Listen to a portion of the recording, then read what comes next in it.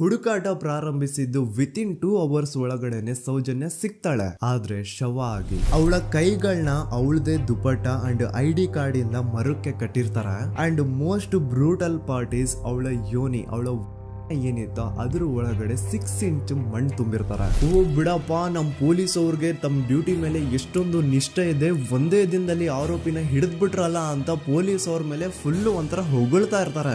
ಆದ್ರೆ ಪಾಪ ಜನರಿಗೆ ಎಲ್ಲಿ ಗೊತ್ತಿತ್ತು ಈ ಕೇಸ್ ನ ರಿಯಲ್ ಆರೋಪಿ ಬೇರೆ ಯಾರೋ ಇದಾರೆ, ಪೊಲೀಸ್ ಅವರೇ ಈ ಕೇಸ್ ನ ಮಿಸ್ಲೀಡ್ ಮಾಡೋದಕ್ಕೆ ಸುಮ್ನೆ ಸಂತೋಷ್ನ ಅರೆಸ್ಟ್ ಮಾಡಿದ್ದಾರೆ ಅಂತ. ಪೊಲೀಸ್ ಅವರು ಈ ಕೇಸ್ ಅಲ್ಲಿ ಕರಪ್ಟ್ ಆಗಿದ್ದಾರೆ, ಪೊಲೀಸ್ ಅವರೇ ಸತ್ಯ ಮುಚ್ಚಿಡ್ಲಿಕ್ಕೆ ಟ್ರೈ ಮಾಡ್ತಿದ್ದಾರೆ. ಹಾಗಾಗಿ ಈ ಕೇಸ್ ನ ಇನ್ಮುಂದೆ ಪೊಲೀಸ್ ಅವರಲ್ಲದೆ CBI ಅವರು ಇನ್ವೆಸ್ಟಿಗೇಷನ್ ಮಾಡಬೇಕು, ಈ ಕೇಸ್ ನ CBI ಒಪ್ಸಿ ಅಂತ ಅಗೇನ್ ಪ್ರೊಟೆಸ್ಟ್ ಗಳು ಸ್ಟಾರ್ಟ್ ಆಗ್ತವೆ. ಸೌಜನ್ಯ ಕೇಸ್ ಒಂದೇ ಅಲ್ಲ, ನಾರಾಯಣ ಹಾಗೂ ಯಮುನಾ ಕೇಸಲ್ಲೂ, ವೇದವಲ್ಲಿ ಕೇಸಲ್ಲೂ, ಆ ಬ್ಯಾಂಕ್ ಮ್ಯಾನೇಜರ್ ನ ಕೇಸಲ್ಲೂ ಹಾಗೂ ಪದ್ಮಲತಾ ಕೇಸಲ್ಲೂ ಸೀದಾ ಡೈರೆಕ್ಟ್ ಡೌಟ್ ಬರೋದೆ ಊರಿನ ಗೌಡ್ರ ಮೇಲೆ. ಸೌಜನ್ಯ ಕೇಸ್ ಬಿಟ್ಟು ಆ ಇನ್ನೊಂದು ಕೇಸ್ ಯಾವುದು, ಅದಕ್ಕೂ ಸಂತೋಷ್ಗೂ ಏನ್ ಸಂಬಂಧ, ಅದ್ರಲ್ಲಿ ಯಾಕೆ ಸಂತೋಷ್ನ ಪೊಲೀಸ್ ಅವರು ಫಿಟ್ ಮಾಡಿದ್ರು ಅಂತ ಪ್ರತಿಯೊಂದು ಹೇಳ್ತೀನಿ.